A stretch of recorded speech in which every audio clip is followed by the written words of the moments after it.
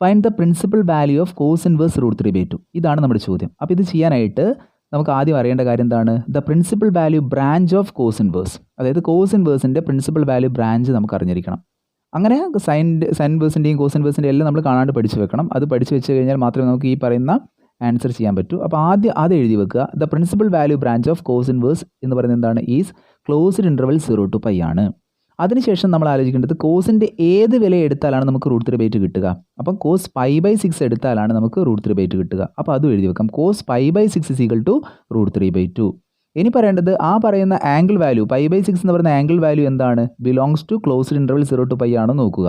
അപ്പോൾ അതാണ്. അപ്പോൾ നമുക്ക് പറയാം π/6 belongs to closed interval 0 to π എന്ന് എഴുതി വെക്കാം.